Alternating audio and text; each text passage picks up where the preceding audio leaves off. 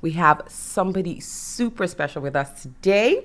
We're so excited to welcome Liz Chege, specially appointed Festival Director of Africa in Motion Film Festival 2021. Liz is a film curator and a critic. She is a Berlinale, I hope I said that right. She'll let me know if I did. Talent alumni and founding member of Come the Revolution, a collection of creatives and curators committed to exploring the Black life experience and cultural expression through cinema. She's a program producer of British Council's No Direct Flight at British Film Institute South Bank, a cross-media exploration of global African diaspora moving image makers that interrogated how the digital world has shaped culture and aesthetics. She's also curator for Cinema Rediscovered and has also worked as a freelance marketing specialist for filmmakers and distributors. Liz is going to tell us all about herself, her journey, and this incredible film festival she's directing. There's just so much to hear from Ms. Chege today, folks. I can't wait to begin. But before we do that, let me tell you, again, as I always do, as always, listeners, please remember you can add your voice to whatever we discuss by leaving your comments and suggestions on our WhatsApp number, and the number is 0745 990 6822, 0745 990 6822. And if you're watching live right now, you can call in at any time and join us. Talk to Liz herself. She's right here. So call us on 07-542-002891, 07-542-002891. And if you're on social media, just combine the magic words Jambo, Radio, or Scotland. Those three words, and you will find us on Facebook, on Twitter, on Instagram, and just share. If you're listening on a smart speaker, just say, Siri, Alexa, or Google Assistant, play me Jambo Radio. There you go. Jambo Radio will be on its way to you, and you can download the app, of course. Okay, let's begin now because Liz is right here and I cannot wait to get her on this show. Welcome to the show, Liz. Welcome. Thank you for being here. Having me. That was a long intro. Sorry. Thank you for your patience. No, it was lovely. It's lovely. I'm always in awe of radio hosts. So thank you. But you're a film critic, so we should be scared of you actually, because we could go right about us after this. I'm one of the nice ones, I promise. I hope so. Listen, there's so much. I was doing some research about you before I had you on the show, and I was like completely fangirling about everything you've done and you're doing right now. And for someone so young, you know, you've done so much. So I'm really, really in awe, right? I'm the one in awe, actually. Before we start, let me know, did I pronounce Berlinale correct, or was it Berlinale? Berlinale. Berlinale. Okay, great. So we're on the right track. Okay. So what is the Berlinale, by the way? Let's start with that. It's a very long-running festival in Germany. It's probably their largest film festival. I think it's been running almost 70 years now. All right. And it's one of the major ones in like the film industry. Is that like the Cannes Film Festival in France? Yeah, it's on par, I would say. I mean, filmmakers want to win at Cannes and want to win at Sundance and want to win at Berlinale. Yeah. I see.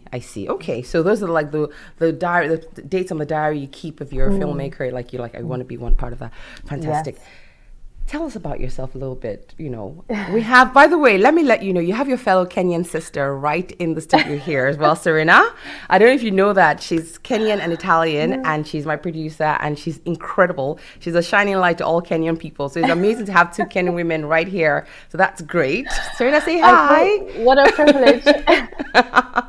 She'll come on camera later on. You'll see her. Great. But on sound, I'm always putting her on the spot.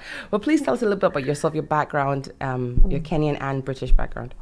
So I'm originally from Kenya, born there, bred there, grew up there. I came to the UK to study architecture and town planning. And then worked for a little bit in that field and discovered actually I was more fulfilled by my hobby of film. Attending festivals, volunteering for them, writing about African cinema. And then through my interest in finding a really good local cinema that helped kind of mentor me to understand the exhibitions and sector of the film industry. Exhibition, I just mean like showing work. Showing work, yes. Yeah. And then through that, I just got opportunity after opportunity and stuck with it. I suppose what I would say to your listeners is don't worry if you haven't studied film. I managed to make it. I'm not going to pretend that it hasn't been hard, and it's still hard. But if you really feel passionate about it, you can do it. Okay. So is So did you start by being a home critic, like on your computer, where you just like writing reviews of film, or was it something a bit more technical than that? Yeah, I used to run a blog about Kenyan, well, African cinema, but with a special focus on Kenyan Okay. film. And Okay. then through that writing, that's how I got the opportunity at Berlinale to take part in their talent program. Right. Okay. Um, so start small, Yeah. attend as many film screenings as you can. I was lucky to find really good mentors in a cinema called Watershed in Bristol, which is where I used to Okay. live. Okay. They realized like, oh my goodness, this girl is always here. Let's get her to do something with us. And so they kind of treated me as a staff member. I'd get free tickets every week to watch Right. films, and then I Yes. would help them curate and present film programs and so on. So a special shout out to Mark and Maddie, who were my mentors there. Right. This is so we're gonna get to AIM. We're gonna get to AIM, but you're so fascinating. I just want to spend a little bit more time with you before we Sure. get to the film festival. So, did you think, okay, this is what I'm going to do, and do you have a plan for where it's going to go? Do you plan to go into actual filmmaking as the years go by, or are you going to stay in the the review and the exhibition sphere? Great question. I don't see myself making films. I think Okay. where my interest and expertise lies is in showing other people's work. But I have been an advisor on film scripts and on film productions already, and so Okay. maybe there is an opportunity there. Never say never. Okay. Um, but yeah, my future is in continuing to promote African cinema. Right. And we're like in a, I want to say golden age, but I'm not sure Mm. if we're there yet of African cinema right now, because everybody's like the platforms are taking an interest right now. I mean, we've been talking about it for years and decades, and then suddenly there's been this, outburst of interest on international scale. And Netflix is Netflix in Africa, there's Netflix on Africa, and there's the Africa channel, which has just sold distribution rights to the States. So in America now, those who've been crying for years for African films are finally going to get African films. I think they'll finally figure out like, ooh, be careful what you wish for. But how is that? Are you happy with the way things are going? Do you think okay, things are finally picking up?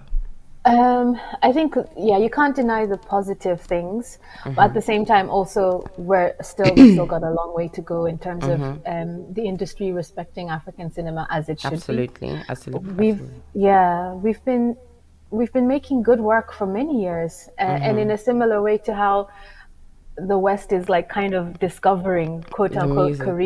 Korean and East Yes. Asian, K-pop and stuff. I'm like, this stuff has been there for so long. It's just that the West has been slow to pick it up. I Yeah. am I am kind of I'm not surprised, but I'm kind of disappointed at the same time about how suddenly the Black Lives Matter movement doesn't matter anymore. We've had a real struggle getting press to talk about our festival. Okay. The same journalists who were reaching out to me, like pestering me last year, Mm-hmm, mm-hmm. I reached out to them this year, way in advance, like August, July, and none of them were responsive. Well, Liz, It's kind of that is like old media. news. That's media, Media goes where, if you bleed, they say if it bleeds, it leads. So media goes where it's hot, and then it tapers down, and something else is but something else happens, something else catastrophic, heaven forbid, happens, then you'll get all that interest again. But we don't want it to get to the point where somebody has to lose their life for there to be interest in our things. But the thing is that I think the same way, we didn't ask for permission to promote Afrobeat and music to the world. We just did it, and then the interest grew, and now it's a juggernaut. I think it's the same way. You can't ask for you can't beg people to be interested. You do the work, promote it, and your people will seek it first, and then it'll cross over. So just keep doing what you're doing. It will happen. It will happen. I think it will. Right. When I was doing the research for you, I heard of Riverwood. I had never heard of that before. So I know Hollywood, Nollywood, Bollywood, even Gollywood. I did not know Kenyan cinema was called Riverwood. How is that? Why is Well, that? Because there's Nollywood for Nigerian cinema, Gollywood, Ghanaian yeah, cinema. Why Riverwood? What is the yeah. antecedent of that? It's kind of a bit random. There's a famous road in Nairobi called River Road. Okay. And that's where a lot of people can buy kind of pirated films. Yes, okay. And so it's a nickname. It hasn't really stuck. It's not official like Nollywood in the same way. But it seems to be kind of repeating. That's what it is. That's how Nollywood started. That's how Nollywood became Nollywood. People just Nollywood. What is that? And it became a thing. So not Kennywood. You guys don't like Kennywood, Collywood? No, it was Riverwood. I don't know. I have no say. All right, thank God I didn't go around going to. So she knows all about Kennywood. You'd be like, what? What's that?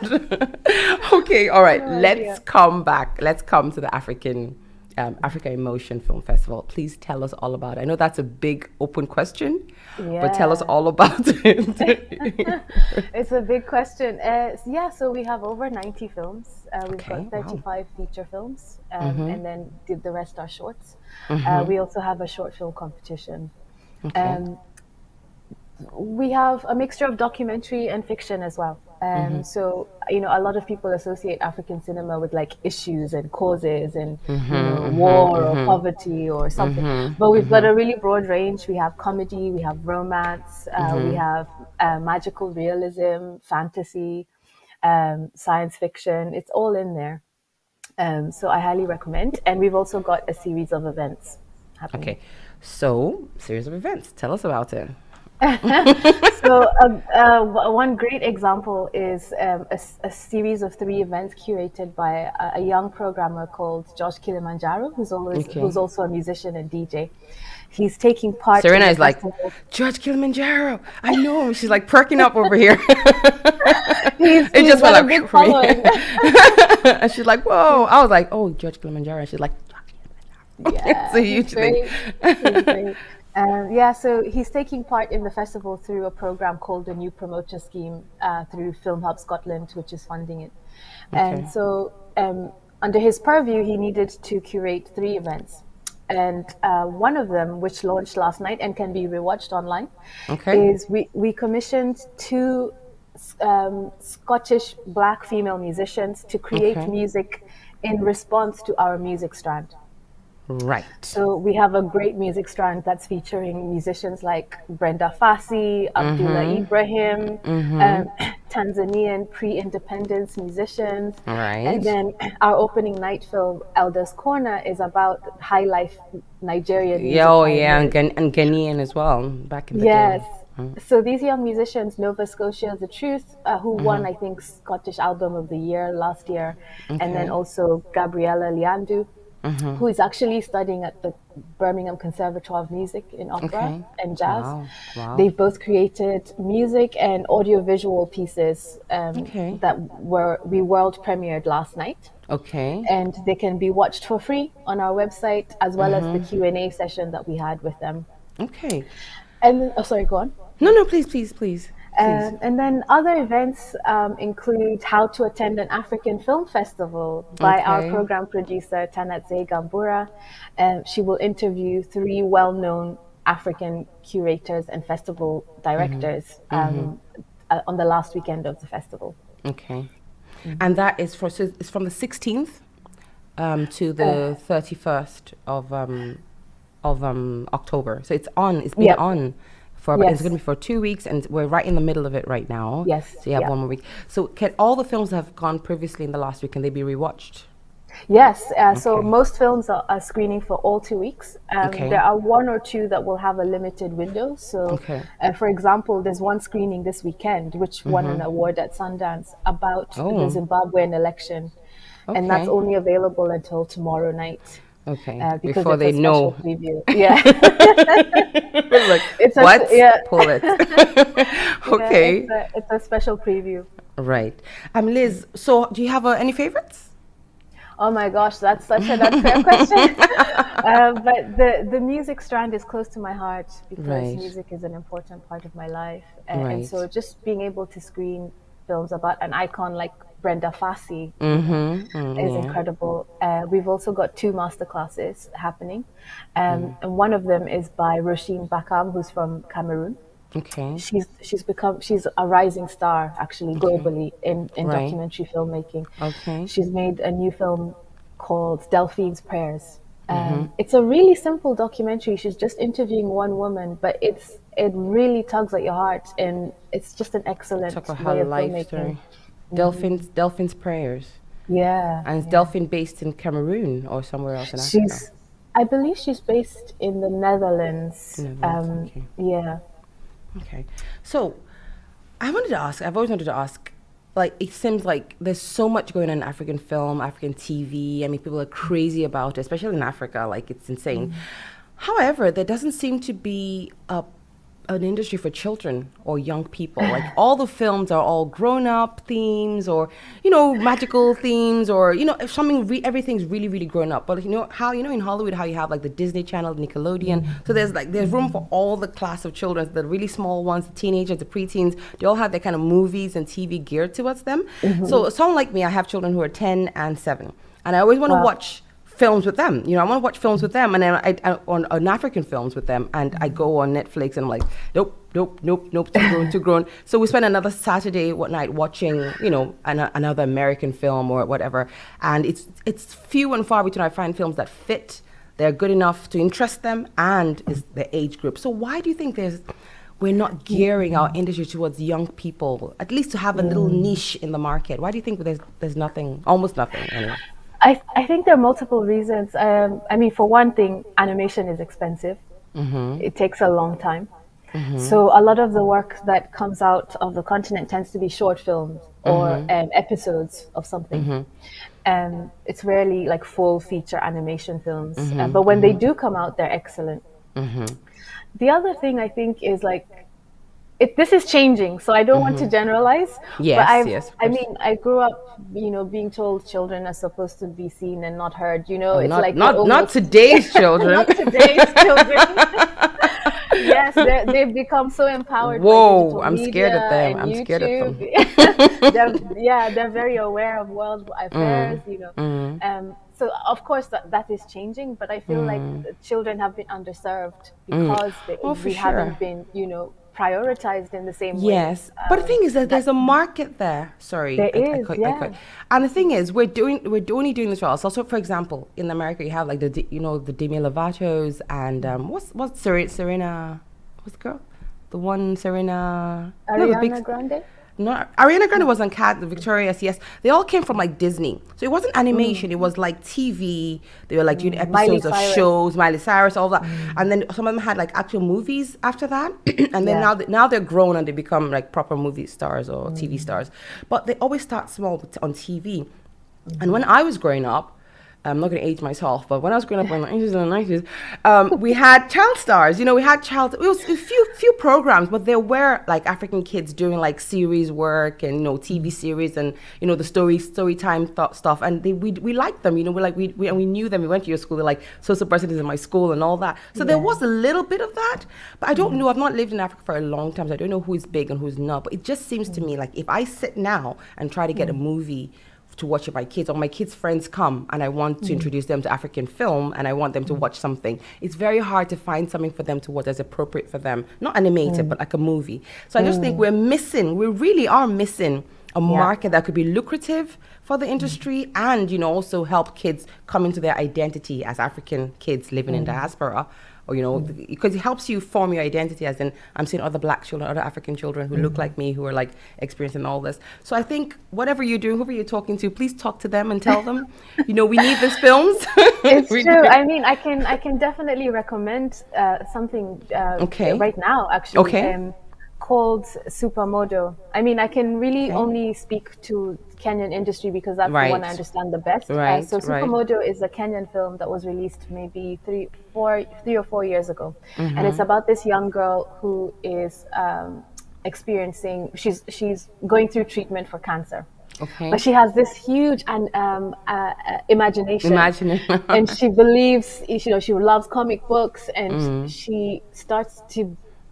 I don't want to give any spoilers, but she starts to kind of like make action that appears to be magical. And like she has superpowers. Yes. And so her whole village galvanizes around her to support her. Sounds amazing. And it's just wonderful. It's a wonderful film. Supermodel? Like a model? Supermodo. M-O-D-O. Supermodo. Okay. Yeah, we'll find it. It So translates to super person. Like, super yeah. person, super. And is that on Netflix? Is it going to be on your platform? Is it going to be? Great, You great don't. question again. So we screened the festival screened the film before I joined, but I Okay. had seen the film elsewhere. Okay. I believe you can rent it online, but it's not on Netflix or Prime Okay. Video. I Okay. don't believe, but you can. Okay. I'm sure there's a link somewhere that you can Okay. rent Okay. it. And the girl who's in that film, so to answer Uh-huh. your question, Yes. she's gone on to star in a YouTube original You series see? as a voice actor for an Yes. animation called Super Yes. Sema. And Okay. that's a nice link because Super Sema is executive produced by Lupita Nyong'o. And Okay. this weekend, we're actually opening entry for young critics, young writers Okay. to respond to the animation series. Fantastic. You see? Yeah. You Yes, see, there's a just do something and it will happen. It will just start. The domino effect starts. So you guys always exactly. like using Lupita Nyong'o to, yeah, Lupita's one of us. She's Kenny. Yeah, we're like we have our own stars, We're but very nobody we don't have proud. an Oscar. Nobody has an Oscar. Like yeah, we have Ramsey and the other one. Yeah, but do they have Oscars though? No, they don't. So We're very proud of her. congratulations on Lupita. Yes, she's gorgeous. She's so stunning, and that skin of hers is like glass. She's beautiful. So telling our stories. So here on the show, I do a historical segment every week, and I go into history, African history, whether from Africa, from the Caribbean, from the Americas, from wherever Black people are, whether African history exists. I do a segment on it, and I think telling our stories is important. Not once, not twice. I always say this, Serena. We don't have one film on World War II. We have like dozens and dozens of movies on World War II. So all European people and children and everybody who's, they know what happened in World War One, World War II, the Vietnam War, all of that they know because the stories are told not just once, all the time. But we have our stories. Maybe once in a while I might tell one historical story here, one historical movie there, but that's it. The rollover is not there. So I think to talk about African history, African contemporary, life, it has to be something that's done, not just done, but done over and over again. So I try to do that on the show by my historical segments. However, film is something that you cannot even compete with when it comes to that. Making movies about it, people can watch it once, twice, several times. People can, So how important do you think it is to tell our stories from a historical perspective? And how do you think the industry is going in that direction now? Because there's so much. I know it's a long question, but just bear with me. There's so much mythology that's lost, and we know it. We're taught it in school. We know about it. We read about it, but it's not really in the zeitgeist, is it? So there's so much African mythology, all the gods, all the legends, all the historical figures that we don't really put on the screen or as much. So do you think the industry is going there finally? Because I know we did contemporary work for a long time. Do you think we're going Yeah. historical? Abs- yeah, absolutely. I think you're right, first of all. And it seems to be much more successful in literature. So the African literature world is just so chock full and rich of that variety. Yes. Yes. Film is a bit more difficult because of expense, because of, there are gaps in certain knowledge bases around, Yes. that era. But it's getting better and better. Okay. I think a lot of our old artifacts are still in Europe. There's still things that are missing that could help us create those stories more accurately. But this is changing. So Viola Davis is producing a new film. I think it's called King Women. About the Dahomey Kingdom and the Yes. female warriors, Yes. Yes. that were there. So, and then also, for example, in our film, we've got a short film called. Sorry, in our film festival, we have a short film called Arachnid, which is about two gods. So an Ashanti goddess called Ama. Yes. And her estranged ex-boyfriend Anansi, who's the trickster Anansi, who's god like of stories. the legend of Anansi. They're making Yeah. an Anansi film in Edinburgh right now. Did you know that? Is it for Amazon? Yes. I Yes, think. it's for Amazon. Yes, I think so. Yeah. It's a Yes. big Yeah. production going on right now. So Anansi is like, I think everybody, because Anansi crossed over, didn't it? Because in the Caribbean Yes. they have Anansi as well. Yeah, yeah. And so that's it's good, but it's like these are like the best known ones: Anansi, Shango, Oya. After that, what? Like what? I know. We need to know. Because Thor, how many Thor? Everybody knows Thor, but Shango is our Thor. Like we have Shango, that's Thor. Like it's literally African Thor, but nobody's ever. Oh yeah, Thor, the Norse god. Yes, we have him in Africa as well. We have the god of thunder in Africa, but there's so much that can be done. It's so exciting. Like it's so exciting. There's so much that can be done and shared with the world. So historical perspective, good. What do you think is more important, telling African stories from a historical perspective or from a contemporary perspective to let people know we're all just not in the desert, starving, looking for water, and, like, I don't really think is going on in Africa, but, it's a good tell the daily story, the daily stories, the love stories, the romance, the adventure, all those stories from a contemporary point of view, that Africa is varied and diverse and interesting? Or do you think from a historical perspective that's more important? What do you think is more important? I don't think it's a choice. I think both are just as, because you can't have the contemporary without the historical. And there's always a dialogue between the two. I think what's more important is range and African people having a sense of agency and ownership of what it is that they're doing. I mean, a good example is a film we're screening called For Maria Ebun Pataki, which is a Nigerian film about this woman who's experiencing postpartum depression. Okay. And, that variety, that representation is so important. I feel that that's where our focus should be. And then us investing in our own work. So, yes, we can make a Thor. It's expensive. Shango. Yes, Shango, yes, Shango.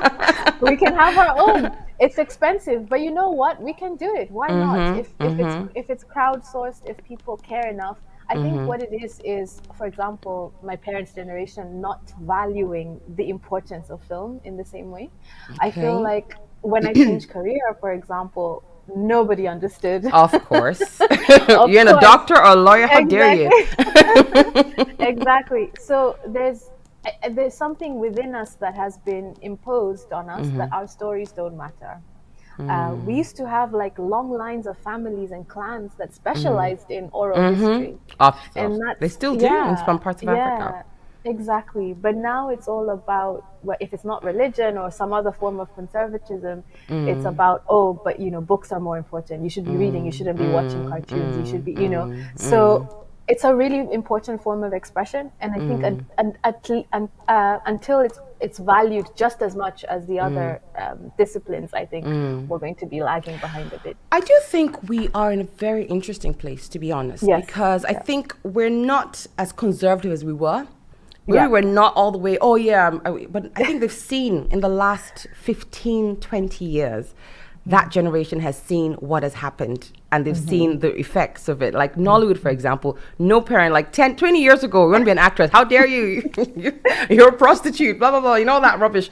But now you want to be an actress. Okay. So what are your plans? What do you want to do? Because they've seen the Lupitas, they've seen, the Genevieves, they've seen what's happening. And now I think it's and also filmmaking, African filmmaking on the continent is growing in leaps and bounds. People are actually not just importing filmmakers from abroad or making, home movies and like it used to be, but now proper crews and proper budgets, are going into those things. And I think ever since the West took, I hate to say it took the West to take notice, but I think more money is coming in anyway, and people are actually filmmaking. Like King of Boys, for example, I don't know if you know the movie and the series that came out, and then Netflix picked it up, and rather than make a sequel, they made a 7-part series for the part 2, and that was just money, and then they could expand more. So I think with all that happening, the mindset is changing. It's changing, and people are like, I think film is something it is respected, because we did have that whole storytelling. We have a strong storytelling, culture in Africa itself. And what the parents do, those parents who don't want you to be actors, what do they do at the end of the day anyway? Now that they have their time, they just sit down, they watch their films. They want to watch their films. So who's going to act these films if people's kids don't act them, or filmmakers don't make them, So I think it's a very interesting time. And I think you're just right on the cusp of something, pretty incredible. So really proud of the work you're doing, Liz. And I was like, I know she's going to be beautiful. I was like, Liz. And I looked and I knew it. I knew she was going to be beautiful. Like, just add an extra layer of specialness onto the work you're doing. I'm just a reflection of you. Absolutely. Yeah, sure, Liz, sure. So tell me, inclusion. How important is inclusion in our filmmaking? Because we're doing lots of, for stories of women, stories of, you know, governments, politics, all that. Are we LGBT and, you know, minority groups, are we including them enough in African film, or are we just starting, or do they have to wait their turn, so to speak, or do you think it's ready to go? Oh no, it's ready to go. It's been ready to go. The work is being made. Of course, we need to be mindful that for many of these filmmakers and actors, it's dangerous. You know, their lives are in danger. Yeah. And they often can't even screen the work in their own countries. So, for example, a film we screened last year called I Am Samuel has now been banned in Kenya, and it's Of about course it has. a gay man living in Kenya. So we do have to keep that in mind. The work is being made. I wish it was more. And we do have a Queer Africa strand at the festival.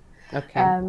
But in terms of thinking broader, yes, we have a deaf audience. We think about women as well. We have a Women in Focus strand, which is all films directed by women or written by women. Okay. And to even go broader than that, I'm trying to lead the organization into a more interdisciplinary space. And so one thing we did this year is we partnered with the Scottish Poetry Library and the Obsidian Foundation to commission 3 Black female poets to write new work in response to the COP26 climate change summit. Okay. All right. I didn't want to just do what everybody else is doing, which is like screening films about the environment and so on. That's important, but I think it's just as important to create new work and to give people finances to create that work. And so I'm very proud that we were able to world premiere 3 poem films at the festival. And we also have a video essay that looks at environmental racism through the lens of horror films. And that's going to screen on the last weekend. Pause. Let me get my head around environmental racism, through the lens of horror films. Horror films. Okay. I think that's Serena's line. She's like, what did she say? Serena, you need to come around and talk to Liz or put the camera on you, because Serena is like, she should be doing this interview, not me. She's like, because I think you wrote your thesis on horror film, Black people in horror films, did you? Wow. Yes, I did it on the positioning of Black bodies in horror cinema through psychoanalytic approach of rejection. See? Perfect. Serena, watch the film. So watch the film. What's it called? Yeah. It's called Dark Horizons. Dark Horizons. Okay. Yes, and you can get it on the website, right? On the website. Yeah. Okay. So it will be screening from next Friday over the whole weekend. Next Friday. It's a short film, and it's about the dread of climate change and the environmental collapse on screen. So yeah, it's excellent. Yeah, I like happy things. It sounds so sad, scary. There's lots of happy work in the festival as well. Okay, all right, cool. There's a hilarious Kenyan film called Tales of an Accidental City, which is about an anger management class that has to take place over Zoom. And they're like, and it crashes and they get crazy. You see, that sounds like something I would like. I'm eclectic. I love film. I don't know if you know this, but it's my heart. Film and music are my heart. I try to play it down, but it's everything to me. So, you know, you being here is really, really cool for me. Really, really cool for me. Thank you. And the thing is, I feel at this generation, I don't know what to do, how people like you and the work you do can help really move the younger generation, because I know we are here. And there are kids who you grew up in Kenya and lived here, so you have that experience both. And the people who grew up in Africa alone and they have that experience, so good for them. But we have kids who were born here, and they're now teenagers. They're going into their 18, 19, 20s, right? And they've never lived in Africa, or in Kenya, in Nigeria, but they still have that identity. So how do we help them hold on to that? Be both Scottish or English or whatever they are, and African, because I think being diverse is great.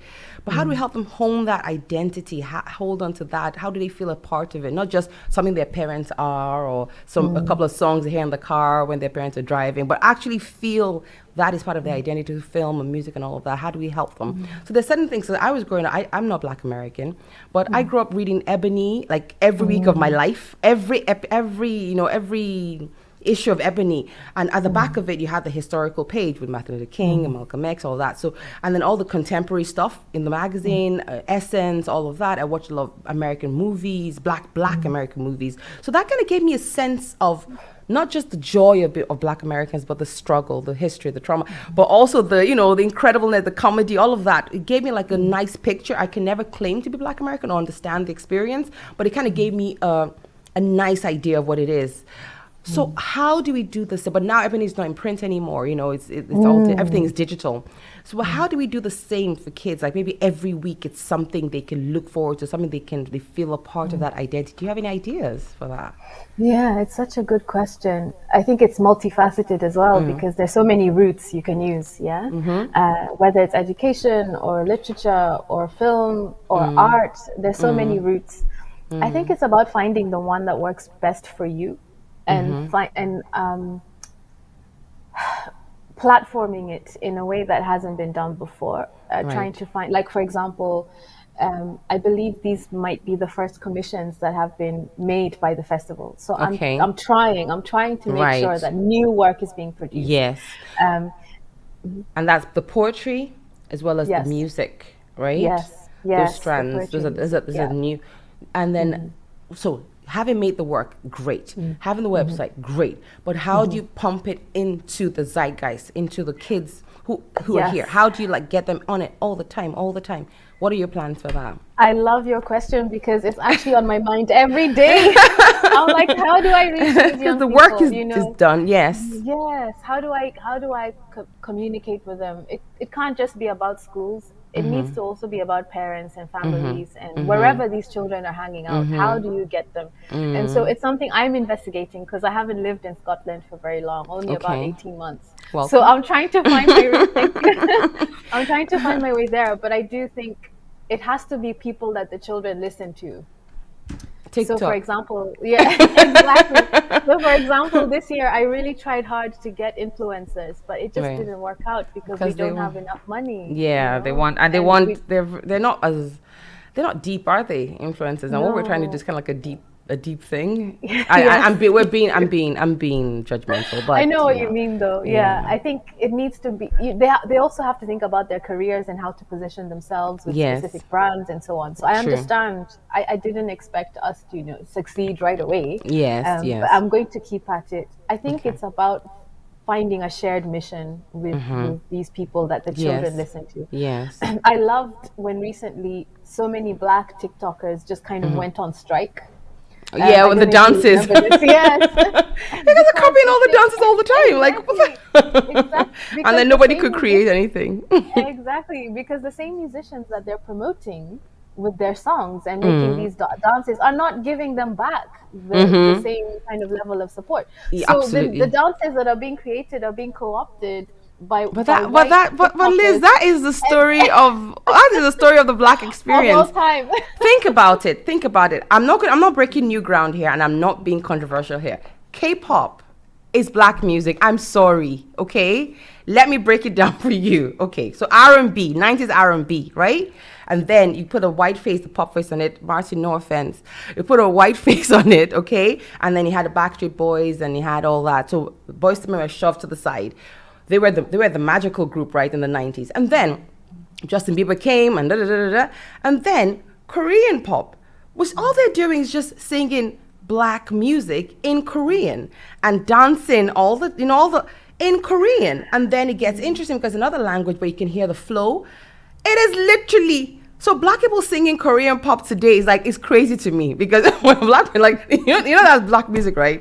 What, just in another language, and now they're like mega stars. So not only do you have Elvis and Britney and all of them still in Black music, now you have Korean people doing it, and they were all like, "Oh my God, K-pop!" Like, really? Are you guys serious? I think that's why I don't take K-pop seriously, because I'm like, this is R&B. You guys know that, right? Just in another language. So it's nothing new, having this. So how do we get it back? Do we get it back? Do we let it go? How does that work? It's a thing I grapple with as well. I don't know very much about K-pop, so I can't comment. It is Black music. From what I from what I've seen, it is like the traditional boy band, girl band, Yes, TLC. yes. It's Just the same on kind of, speed. like, yeah. And that also came up, very early on in the 40s, 50s, 60s. We had really great bands like the Supremes, the Four Tops. So it's not anything particularly new. But I think for me, how I'm making peace with it is to just think of, we just have to focus on ourselves and try and just create new work. I know that it's likely it will be taken stolen again. But you know what? We never run out of original ideas. So True. I think we're going to be fine. But I think it's very hard to, I suppose, I don't want to say compete, but it's hard to kind of like be up against European centric kind of beauty standards as well. We have bands that have been successful all over the world, but not to the same level as K-pop, maybe, for example, or Justin Bieber or these other people. And it bothers me, but I think we can't let that stop us. At the same time, Liz, I wouldn't even worry too much. I always say, if you're not making it abroad, go back to Africa. Look at Tiwa Savage, for example. Okay, she was here for ages, trying her best. She could sing like a bird. She could sing R&B like Whitney. She sang back and forth, and then she tried and tried, and it didn't work. She went to Nigeria, and within 6 months, a year, she was a star. Within 2 years, she was a mega star. If you're not making it abroad, stop begging people to include you. Go back to Africa. There are people looking for you there. Look at the girl. Who was the girl in King of Boys? She was like, she had a major role. She was here, a dancer here. And I remember her being on British Got Talent and all that. They formed their own group. They tried, nothing. And then she went back to Nigeria. She moved to Nigeria. She was living here. She moved to Nigeria. And within 3 years, she's in movies now. And she's proper star. And there are many stories like that. So if it's not working, there's an industry out there waiting to use your talent. So stop begging the man to open doors for you. I'm hoping I'm not being too controversial for a Saturday morning, people. No, okay, positive, I don't think so. And all because that. You're right. Sorry. Even in film, the most important African film festival in the world is actually in Burkina Faso. It's called FESPACO. It's happening right now. Okay.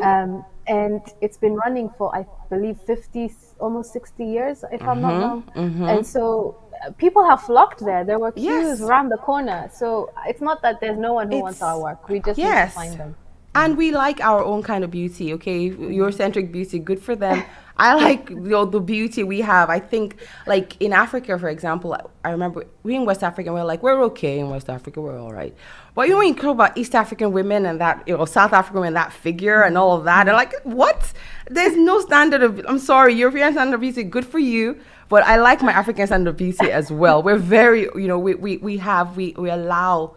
We're not as narrow. We don't have to be too narrow. We allow all kinds, and I like our standard of beauties, and if we appreciate it, others will as well, which we do, because half the songs are all about the African woman, African beauty, and all of that. So don't worry about European standards of beauty. Just keep doing the work and let the filmmakers keep making their films. Exactly. It's fine. Exactly. Everybody has their person. Everybody has their people. We don't have to worry. Anyway. So promote it. Tell us now, the listeners, if we want to, so the interview is over, boom, boom, boom. Where do they find you? Where do they go? How do they get this move, their hands and their eyes and ears on these films? So Africa in Motion, if you just Google it, the website will come up right at the top, africainmotion.org.uk. And we have a highlight section for people who are because there's so many choices. We have a highlight section. We have a highlight section that kind of covers a broad range, including like a package for African animation if you want to watch with your children, and just highlighting some specific films that would be of interest. We also have like a really good small collection called Deep Conditions that looks at that's about films that look at our hair.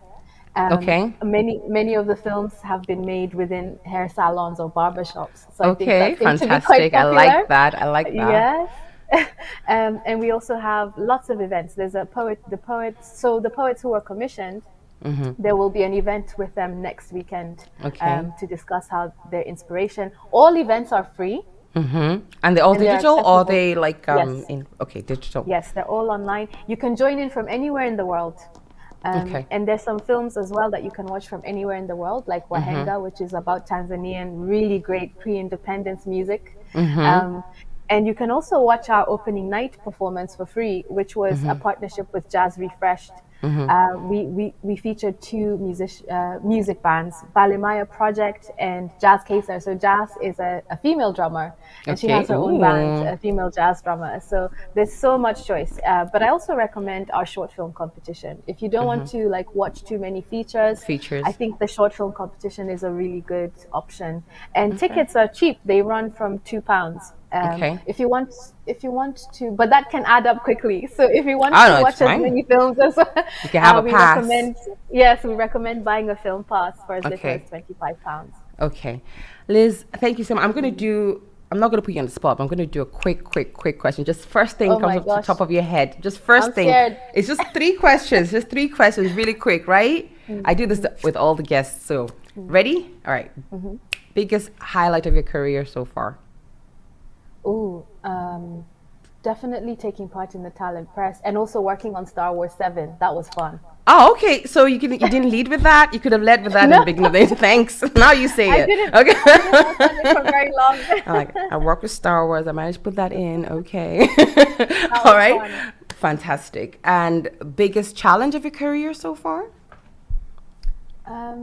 Changing career because you're broke for a long time. I needed to do it when I was young enough to be able to say, okay, I tried it, but thankfully it has paid off. All right, so you're bowling now? Oh, not even close. Like I was broke for a long time, meaning it just means I'm less broke than I was before. All right. 2 things about you that people who know you might not know about you. Oh, maybe this is where I should have said about Star Wars. But one thing, I also qualified as a town planner. Of course, so that's one thing that people might not know. Another thing, that's such a hard one, People that might repeat the question. 2 things about you, or rather, 1 thing about you that people who know you might not realize or know about you. Ooh, okay. I just got published in a book, which is coming out soon. Right, that's it. You're making me feel like so like what am I even doing in my life? Like you have like a whole laundry list. I didn't publish a book. I just wrote an essay that appeared in a book. Essay, Star Wars, the town planner, musician, critic. Like what is happening here? Stunning. Right, Liz, thank you so much for coming. Listen, we're going to put all the information. We also have the festival passes. We are still giving those out on the show. And we're going to put all the information on all our social media handles. And I'm going to keep saying it throughout the show today. And Serena, you want to talk to your Kenyan sister? You want to say something? Yes, please. Can we be friends? Yes. Yes, listen, you have to get on the list. Liz is a very busy woman. Okay, she'll put you on her planning. I know. I can imagine. I always make time for you, for my sisters, anytime. Fantastic. You see, I have no Nigerian people here with me. Anyway, Liz, thank you so much for being on the show today. We will put all the information out, like I said, and if this doesn't work out, we have some town planning in Glasgow might need you to do. So if this doesn't work out, just please don't fall. You have your fallback career, right? May you never need it. May you never need it. May this be, we see the Oscars in a couple of years. It'll be great. I don't know about all that. But thank you for inviting me. Thank you so much, and brightening up my day. We're so proud of you. We're so proud of what you're doing, and I can't imagine how it is to plan this, because everything you've mentioned, you have all your facts, everything, and there's so many segments to the festival. I don't know how you're doing this, but congratulations on all the good work and all the results, and we will see you on the other side. Have a great day. Bye. See you. Bye. Oh, song request. Do you have a song you want us to play for you? Oh, that's such a great It could be anything. It could be anything at all. Play something by Brenda Fassie, please, or Abdullah Ibrahim. Yeah. Okay. Vulindela coming up. Thank you. See you. Bye, Liz. See you on the other side. Bye.